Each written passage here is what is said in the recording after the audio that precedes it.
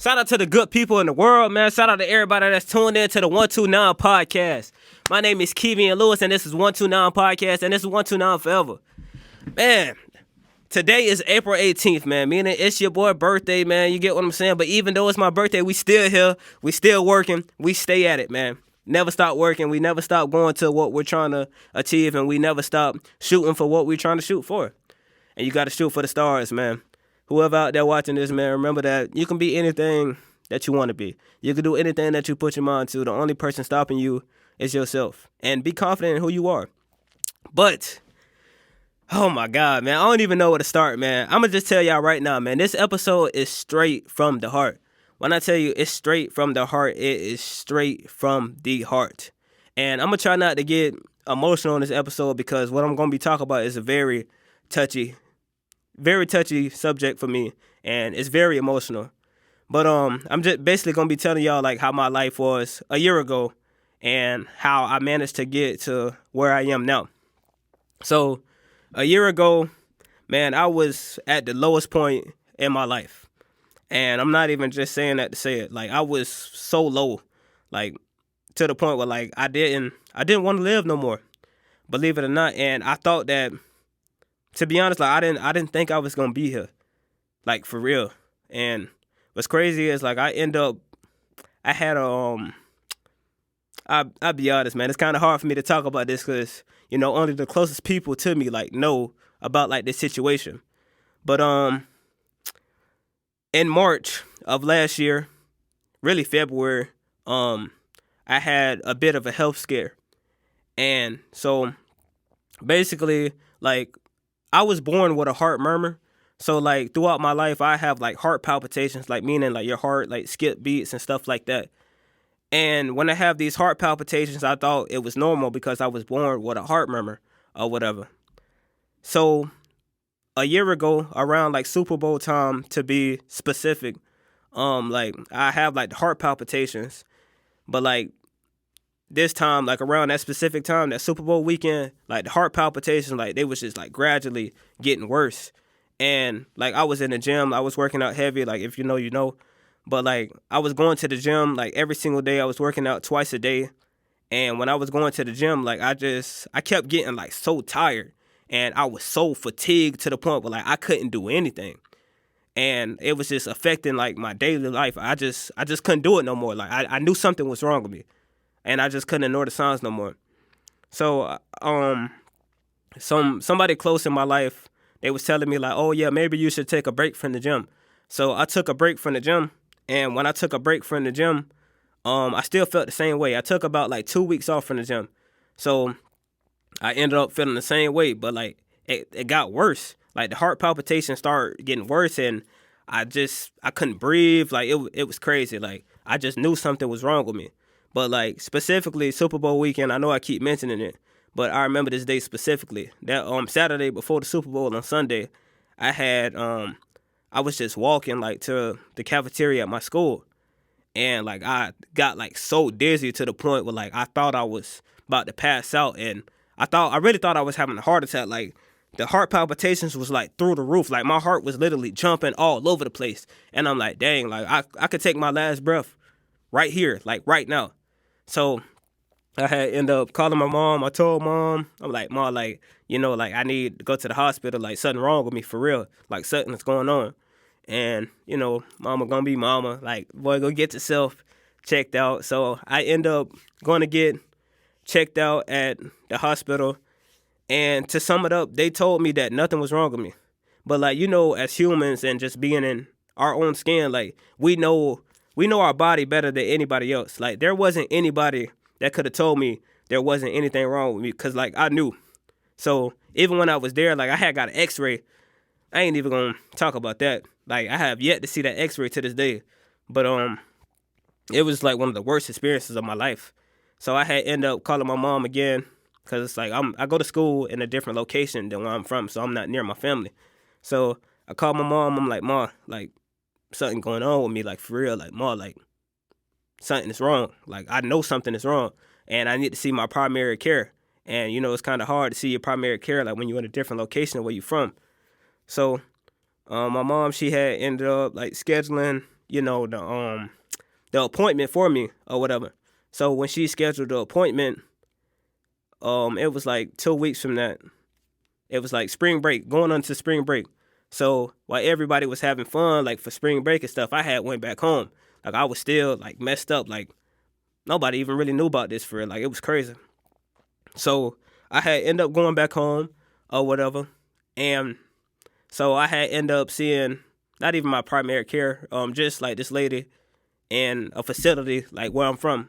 So when I get to the facility or whatever, the lady, she come in, she look at me, she say, exact words, Kevian, the right side of your heart is very weak. You can go into cardiac arrest at any moment, and like just start telling me a whole bunch of stuff. And like I'm just like, just me being a receiver of it, I'm just like, bro, like, dang, like this is crazy. Like I never thought I would be in this position like ever in my life. Like everything like changed like within seconds, literally. Like this lady did not know me at all. She didn't know me from a can of paint. And like she just changed my whole life just by saying this. So like my whole mentality like just changed on everything. Like I honestly I lost all hope. I lost all hope in myself. I felt like I was gonna die. Like the lady told me that I can go into cardiac arrest at any moment. Like literally. And I just remember like being in that room, like it was just me and my mom. My mom, like, dang, bro. My mom had I could just see the tears like running her eyes. And like I always told myself, like, if anything like happened like that to me, or like if I was ever that person, if somebody come to me and be like, oh, like you got this amount of time to live, or you facing this, like no matter what, like I always got to get up and be positive. I got to show up for myself. I got to show up for my family, and I got to show up for the people that need me, and I got to be strong. Like, but that's the thing. Like you never really know how strong you are until like you have no choice but to be. But while this lady was telling me all this, like my whole life was changing. And mind you, like I was still in school. Like I'm telling y'all right now. She told me, oh yeah, you got to drop out of school. Like no cap, you need to drop out of school. You need to stop working out. You need to stop doing everything you was doing. And for those of y'all that really know me, y'all know like I was working out heavy. Like I was in the gym every single day. I had got to a point where like I finally achieved my goals. Like everything I ever wanted was like right in front of me. So I basically had to disregard everything that was going on in my life. And so I had ended up like communicating like with my professors and everything, because I didn't even go back to school after that. I had to tell my professors like what was up. I had to tell them what was going on with me. And yeah, and luckily I just thank God for my professors, but all of my professors was very much like understanding of the situation, and they work with me. Like we had scheduled like work through Zoom, and like just it all worked out, and I'm very thankful for that. But like from that point on, from March, this happened in March, like when I went to the doctor. But from March on, like my life was like totally different. But what I'm trying to say is, bro, like that was the lowest point of my life. Like seriously, man, like that joke was crazy. And even after that, so like the lady, she told me, oh yeah, like you going to cardiac arrest, you could do this, you could do that. Like, bro, like it was scary. Like basically the lady was telling me I was gonna die. Like no cap. But like the hardest thing about that is like, honestly, it might sound crazy, but like I wasn't even worried like for myself. I was worried for the people that was around me. Like I seen how it was affecting the ones that loved me. And like just like this whole process of like me going through this, like this is like really the moment I saw who was with me. This is the moment like I learned a lot about myself. And no cap, like I don't know how I'm here right now. Like I don't know how I overcame that. Like I'm just blessed, and I'm just thankful to be me. That's all. Like I'm just lost for words. But what I'm trying to say is like more of the story is like you never know like what is gonna come to you. Like you never know what path you're gonna have to take. But like you are more than capable of doing anything in this world. Like it don't matter what nobody tell you. It don't matter what nobody thinks about you. Like it don't matter what type of perspective, or it don't matter what you facing. Like I promise tell you, like you can be like you can be in the worst position ever, and you can get out that position. Like you can be in the lowest point of your life, but like when you in the lowest point of your life, you just gotta remember who you are, and you gotta get out that shell, and you gotta remind yourself like, my fate isn't in your hands. My life is in my hands. My life is in God's hands. God got me, and God ain't gonna lead you wrong ever. But you just gotta be willing to get up every single day, and that was the hardest thing to do. That was the hardest thing to do for me. I had to get up every single day just knowing that I had a future. Even when these people was presenting to me that I basically had no future. These people was telling me I had no future. I had this, like, it was crazy. It's real though. And like I had to just keep being myself, man. And I just want to share this story with y'all. Like this is a true story, like for real. But I hope the story makes sense. I hope I'm not just blabbing, but like I really feel like this story right here can really impact somebody's life. But like it took a while for me to get to this moment right here. And I'm just so thankful to be here, man. I'm so thankful for every single one of y'all that support me. And like ain't nothing gonna happen overnight. For real. But like when you're going through hard times do not last. But like tough people do. But like there's really nothing that you really can't do in this world. Like it don't matter what you facing. Like your biggest supporter is you.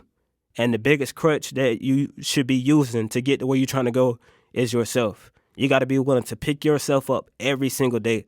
And as long as you just get up and keep showing up, that's all that matters. Because it don't matter what nobody think about you. It don't matter what you facing. God got you, and you got yourself. But yeah, man, I just wanted to share that story, man. It's really a lot to that story, man. But that's basically the sum of it.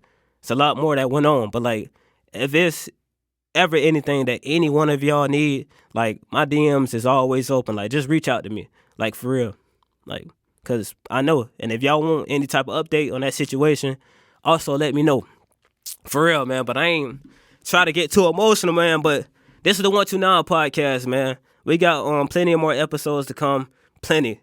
When I tell you plenty. But this is who I am. This is what we do. Thank y'all for tuning in, man. Love you.